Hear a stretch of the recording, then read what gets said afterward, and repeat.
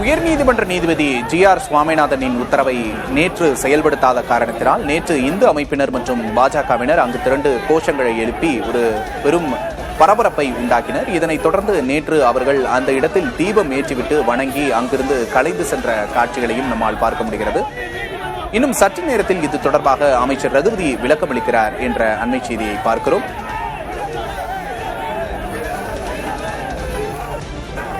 தொடர்ந்து அந்த இடத்தில் இந்து அமைப்பினர் போராட்டத்தில் ஈடுபட்டுக் கொண்டிருக்கும் காட்சிகளை நம்மால் பார்க்க முடிகிறது. மதுரை மாவட்டம் திருப்பரங்குன்றத்தில் சுப்பிரமணிய சுவாமி கோவில் அமைந்துள்ள மலையின் உச்சியில் இடதுபுறத்தில் காசி விஸ்வநாதர் ஆலயமும் மறுபுறம் சுல்தான் பாதுஷா சிக்கந்தர் அவுலியா தர்காவும் அமைந்துள்ளன. இரு வழிபாட்டு தலங்கள் அந்த மலையின் மீது அமைந்திருக்கின்றன. பன்னெடுங்காலமாக மக்கள் அந்த இரு வழிபாட்டு தலங்களிலும் ஒற்றுமையோடு தங்கள் வழிபாட்டு கடமைகளை நிறைவேற்றி வந்தனர். இந்த நிலையில் அங்கு இருக்கக்கூடிய பிள்ளையார் கோவிலின் முன்பாக அங்கு தீபம் ஏற்றுவது என்பது வழக்கமான ஒரு நடைமுறையாக இருந்து வந்தது. நேற்றும் கூட கார்த்திகை தீப திருநாளை முன்னிட்டு வழக்கமாக அந்த இடத்தில் தீபம் ஏற்றப்படும் இடத்தில் தீபம் ஏற்றப்பட்டது. தீபத்தூணில் தான் தீபம் ஏற்ற வேண்டும். 100 ஆண்டுகளுக்கு முன்பு அங்கு தீபம் ஏற்றப்பட்டது. அந்த மரபை மீண்டும் அங்கே கடைபிடிக்க வேண்டும் என்பது இந்து அமைப்பினரின் கோரிக்கையாக இருக்கிறது. தற்போது மனுதாரர் ராம ரவிக்குமார் தற்போது செய்தியாளர்களை சந்தித்து பேசுவதாக தெரிகிறது.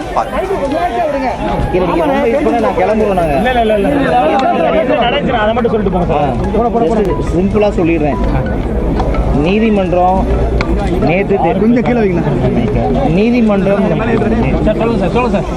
நீதிமன்றம் நேற்று ரொம்ப தெளிவான உத்தரவு கொடுத்துருந்தாங்க.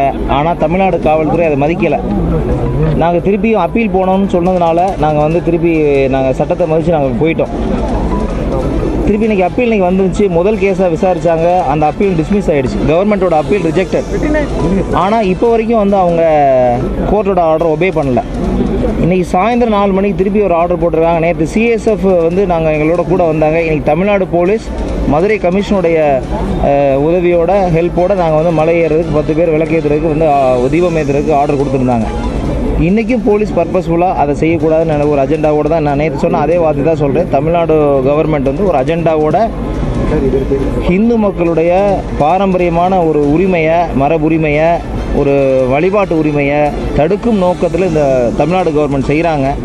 கோர்ட்டோட உத்தரவை கொஞ்சம் கூட ஏன்னா இப்போ இது ஒரு என்ன ஒரு பயமாக இருக்குன்னு சொன்னால், கோர்ட்டோட உத்தரவை ஒவ்வொரு தனி மனிதனும் மதிக்கணும். கோர்ட்டோட உத்தரவு அவ்வளோ ஒரு உயர்வான உத்தரவு. தமிழ்நாடுடைய ஹையஸ்ட் கோர்ட்டு ஹைகோர்ட்டு தான். அதுக்கு மேலே இனிமேல் டெல்லி தான். அப்போ அந்த ஹைகோர்ட்டுடைய ஆர்டரையே சாதாரணமாக மதிக்க வேண்டிய ஒரு சரியான நபரே மதிக்கலைன்னு சொன்னால், சாதாரண நபரே மதிக்க வேண்டியவா. ஆனால் இப்போ ஹைகோர்ட்டுடைய ஆர்டரை தமிழ்நாடு போலீஸ், குறிப்பாக மதுரை போலீஸ் கமிஷனர் காற்றுல பறக்க விடுறார். அவருடைய பிரசன்ஸில் அந்த ஆர்டர் போட்டாங்க. அவங்க போலீஸ் பாதுகாப்பு கொடுக்கணும்னு. நேற்று டீசெண்டாக நாங்கள் சிஎஸ்எஃப் கூட்டிகிட்டு போயிட்டோம். நாங்கள் எந்த பிரச்சனையும் வரக்கூடாது. சுற்றி பாருங்கள், 144 இருக்குதுன்னு சொல்கிறாரு டிசி. இன்றைக்கி வரைக்கும் இருக்குது. நாங்கள் அதுக்கு மேலே அப்பீல் போய்க்கோன்றாரு டிசி இனிகோ திவ்யன் சார். சுற்றி பாருங்கள், எல்லா கடைகள் இருக்குது. மக்கள் இன்னைக்கு அது என்ன, இன்னைக்கு பௌர்ணமினால கிரிவலம் போயிட்டுருக்குறாங்க. எந்த பிரச்சனையுமே கிடையாது.